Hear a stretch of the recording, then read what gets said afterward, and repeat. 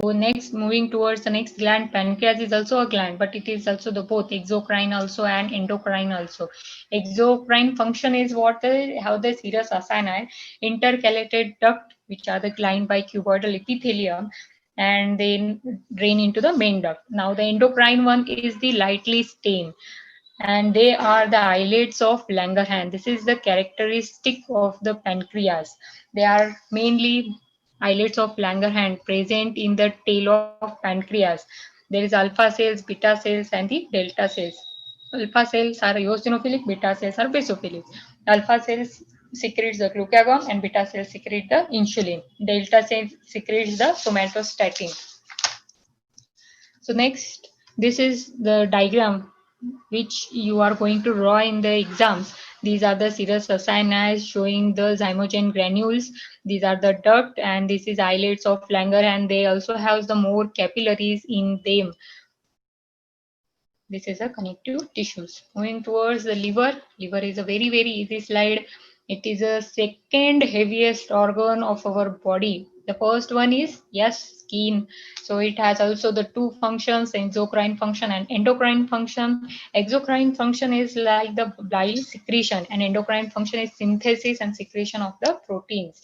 This liver is covered with the Gleason's capsules. It has the liver lobules, which is hexagonal in the shape, and at the corners, as you can see, here is a portal triad. This portal triad contained the branches of the hepatic artery, portal vein, and the remember the branches, because there is only portal vein is one, and it is dividing, and it is present at this triad.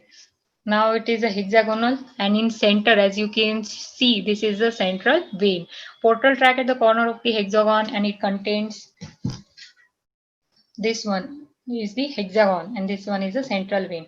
So hepatocytes, they are arranged like in the rows are in the plates, so they are called as the hepatic plates. And the space between these plates, there is the some cells, that is a Kupffer cells, phagocytic cells, and there is also the sinusoids, and around these sinusoids there is a space of DC also present. There is a, this one is the hepatic lobule. Okay, same. So there is a portal lobule also. This portal lobule means what? Triangular in the shape, and connect the adjacent two central veins.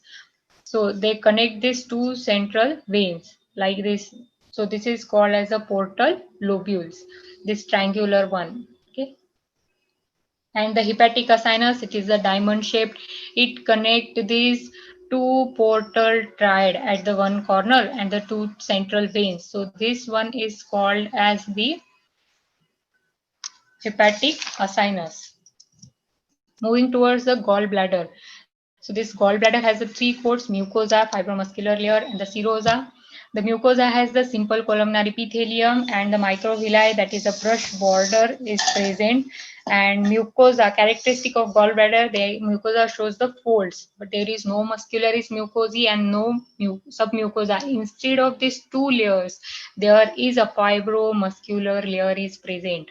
Now the last one is serosa and adventitia. There is a difference between these two. The serosa means which is covered with the peritoneum, and adventitia means it is only covered with the connective tissue. The serosa is covered on the fundus, and adventitia covers upper part of the body. Now we are starting with the GIT. As you know, the GIT has the four layers: mucosa, submucosa, muscularis externa, and the adventitia. Now all in next slides, in GIT slides, we are seeing these four layers common, but there is only a few differentiating point. For esophagus, the epithelium, we have the stratified squamous non-keratinized epithelium. Same epithelium is we seen in the tonsil. Then the esophageal glands are present in the submucosa. This is lamina propria. This one is a muscle. These are the esophageal gland. They are the mucous gland. Then inner circular layer, outer longitudinal layer. These two muscle layer forms the muscularis externa.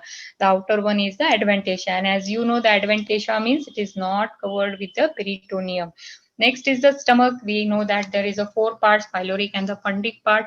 The pyloric part is having this part is called as the gastric pit, and this is the one third of the total mucosa. And these are the pyloric glands we can see here. The fundus and the body, they have the same one structures, and the gastric pit is a 1/4 of the total mucosa. The lower part has their special cells, like their chief cells are also called as zymogen cells. They are basophilic in nature.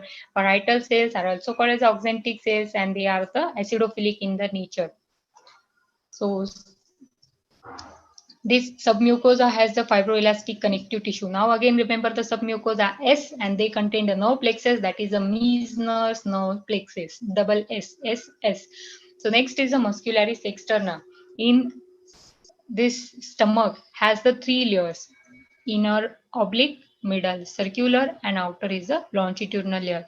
In esophagus, we divide the esophagus into three parts. Upper one has the skeletal part, middle one has the both, and the lower one has the smooth part, smooth muscles. Okay, but here is the inner oblique, middle circular, and the outer one is a longitudinal in the stomach.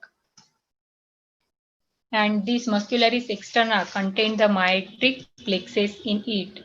Now in the small intestine characteristic is villi, finger-like projections of the mucosa having the lamina propria. And this small intestine, they are divided into the three parts: the duodenum, jejunum, and the ileum. These four layers are common. Yes, mucosa, submucosa, muscularis externa, and the serosa and adventitia. Now in duodenum, characteristic, what is the submucosa has a glands. That glands are called as the Brunner's glands, and they are the mucus gland. They are branch tubular glands. Okay. In jejunum, we cannot see the glands here, and not even the lymphatic nodules. We only see the four layers. This one is the villi. So villi is projecting part of mucosa in the lumen. This one is the muscularis externa, and this one is the outer one, adventitia or the serosa. So next is the ileum. The ileum also has these four layers, but characteristic, they have the lymphoid nodules. In ileum, they are called as the Peyer's patches. So characteristic of duodenum is Brunner's gland. In jejunum, there is no gland and no Peyer's patches, but ileum, they has the Peyer's patches in it. Okay. So now the colon. Colon means the large intestine. They don't have the villi. Villi means what? The mucosa is projecting in the lumen. Now, but here the epithelium, they are invaginated inside the mucosa. So they are called as the crypt of the Lieberkühn or the intestinal glands. And here's a more goblet cells, that is unicellular cells. They are present in the colon. This is a characteristic. As you can see, this is a muscularis mucosae. Here are the lamina propria. This is submucosa. Muscularis externa, same circular and the longitudinal muscles. Serosa or adventitia. Characteristic of the colon. They in adventitia, they have the tinea coli. As you know, there is a 3 tinea coli present in the colon. The last slide of the GIT is the appendix. Okay, so we can see here are the lymphatic nodules. We can see, but they are present in the lamina propria also, and some are entering into submucosa also. So this muscularis mucosae is a broken at the some points. Okay, so they are the disrupted or break at the sometimes. They are this crypt of the appendix, they are very short as compared to the large intestine. We can also very well say the lumen. The tongue, very easy slide. Okay. Due to this papilla, we can identify the slide. There is the 4 types of papilla. And as we can see in this picture, these are the pointed ones. So this is the filiform papilla, and this is somewhat truncated. So these are the fungiform papilla. So it also contained the glands, some serous gland, some mucous gland. As we can see here is the muscles also, smooth muscle also, and the skeletal muscles also. The epithelium of the tongue is stratified squamous keratinized epithelium. So the glands are the anterior lingual gland, they are the mixed type, and the von Webner's gland, they are the serous type, and posterior lingual gland, they are the mucous type of the glands. So respiratory epithelium, respiratory system, sorry. So it has the lung, and as we can see here is a numerous alveoli we can see. So it gives the honeycomb appearance, and these are alveoli are lined by the simple squamous epithelium. Okay, so again we can also see here the intrapulmonary bronchus, that is the secondary or tertiary bronchus. Okay, primary is not inside this lung. So they have the cartilaginous layers as we see here, and these cartilages are hyaline cartilage, same as the trachea. So we can also see there is some seromucous gland also. Bronchioles has a simple cuboidal ciliated epithelium. Now this we can see here is a respiratory bronchiole, and it is connected with the alveolar duct, and this alveolar duct are connected with this atria. So there is a communication between the alveolar sac and the alveoli. Okay, so this is also the easy one. Next is the trachea. The trachea has been already seen this hyaline cartilage, cell nest, basophilic and homogeneous matrix. Then in submucosa we have the glands, seromucous gland, and this mucosa has the pseudo stratified ciliated columnar epithelium. In adventitia there is a fibroelastic, some connective tissue we can see. Moving towards the urinary system, urinary bladder, first one. So there is the transitional epithelium, which is also called as the urinary epithelium.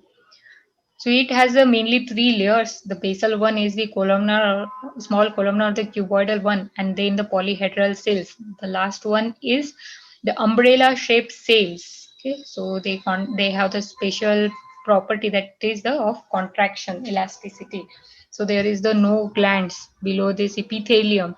We only see the muscles, layers of the muscles, the glands. So this is urinary bladder. The ureter, when you see the slide, focus on the lumen. If it is star shaped, so write down only the ureter. It also has the uroepithelium, that is transitional epithelium, but characteristic is the star shaped lumen.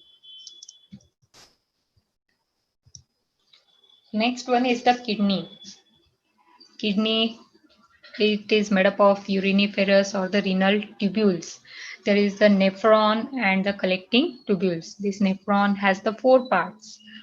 The first one is the renal corpuscles. It is made up of the glomerulus, which this one is the glomerulus, which has the afferent and the efferent vessels. And this one is the Bowman's membrane, which is lined by the simple squamous epithelium. There is some space. Next one, it is nephron. Second part is the PCT. PCT means they have the simple cuboidal epithelium, and they have the microvilli, and they are the darkly stained because they have the microvilli. In DCT, that is distal convoluted tubules, same, but they don't have the microvilli, so they are the lightly stained. There is the cuboidal epithelium. So only the brush border differentiate the PCT and DCT.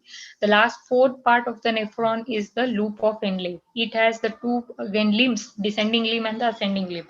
Descending limb is the same as the PCT, and ascending limb is the same as the DCT, distal convoluted tubules. So only focus on the glomerulus and you can find the slide of kidney. Moving towards the integuments, there is the skin is the largest organ. So we have the thick skin and the thin skin. As the name suggests, thick, that means its epidermis is the thick. Mainly the stratum corneum is the thick in the thick skin. So there is no hair, and mainly this thick skin present in the palm and the soles. Next, there is a 5 layers of the epidermis from deep to the superficial. Okay, so as we can see here, actually I made the mnemonic is the GSBCL. CLGSB. So from outer side to inner one, stratum corneum, which contain the dead cells. There is no nuclei at all. So stratum lucidum, that is the transparent one, small. And the stratum granulosum, as the name suggests, granulosum, that means it has the granules in it. So the name is granulosum. Stratum spinosum, the cells have the junctions between them, and these junctions look like the spiny projection. So the name is a stratum spinosum, and stratum basal, from where the new cells are generated. They are the columnar. Now the skin has the two layers, epidermis and the dermis. Again, this dermis is divided into papillary dermis and the reticular dermis. They have the sweat gland, dermal papilla, and all. Now this one is the thin skin, which has the thin layer of the corneum, and the characteristic is the hair follicles there. This hair follicle has the attachment of the sebaceous gland, and again this is a smooth muscle called as the arrector pilorum. Okay, due to its contraction, this hair can move. It gives the goose skin appearance. Epithelium of the skin is stratified squamous keratinized epithelium. This is different from the esophagus and the tonsil. Okay, don't be confused with it. Moving towards the glands, we have the thyroid gland. This is easy one. Na? This thyroid follicles, they are lined by the cuboidal epithelium, and in center they have the colloid secretions. Then we have the parafollicular cells in between this thyroid follicle also, and this picture also showing the parathyroid gland, oxyntic cells and all this. Now this thyroid follicles, they are in the two stages. One is the resting stage and one other one is the active follicles. This resting one follicle is the large one and the active one is the small. Resting is lined by the squamous epithelium, but the active thyroid follicle, they are lined by the cuboidal one. Okay, so there is a large amount of the colloid present in the resting, and the follicles, active follicles has only the little thyroid colloid. So next one is the pituitary. As we know, the pituitary is made up of the two parts, pars nervosa and pars distalis. So these two are different in function also, in developmentally also, and all in structures. So this, we can see the two parts in the slide. So this one is the pars nervosa and this is our pars distalis. So it has the chromophores and the chromophils. Chromophores are the poorly stained, but the chromophiles, they are darkly stained, and they are the two types, acidophiles and the basophils. The acidophiles, they are eosinophilic, and basophils are the hematophilic like. The pars nervosa has obviously the nerve fibers, and the end of the nerve fibers, they are called as the Heri's body. And there is a pars intermedialis, which is separated from the pars distalis by the cleft. In animals, they have the colloids in their region, the suprarenal gland, very difficult slide. But remember, it is made up of the cortex and the medulla. And the cortex has the three layers, three zones. This suprarenal gland is covered with the capsule. Three zones, GFR, as you know, the kidney function. Okay, so first is the zona glomerulosa. The cells, they are arranged like the cords. Uh, so they look like the glomerulus. So zona glomerulosa, and they secrete the mineralocorticoids like the aldosterone. Then second comes the fasciculata, like the muscle has the fascicles, no? So they are, the cells are present in the straight parallel cords, and they secrete the glucocorticoids, that is the cortisols. Then the zona reticularis, they have the irregular anastomosing cords of the cells, and they secrete the androgens. The medulla has the chromatin cells with the capillaries, reticular fibers, and modified sympathetic postganglionic neurons. They secrete the catecholamines like the epinephrine and the norepinephrine. The last one is reproductive system. We have the testes. They have the seminiferous tubules, which contain the spermatozoa, and they are lined by the specialized stratified germinal epithelium. The Sertoli cells, which supports and nourishes the sperms. There is a Leydig cells, yeah, and the interstitial cells, they secrete the testosterone. The last one is the ovary.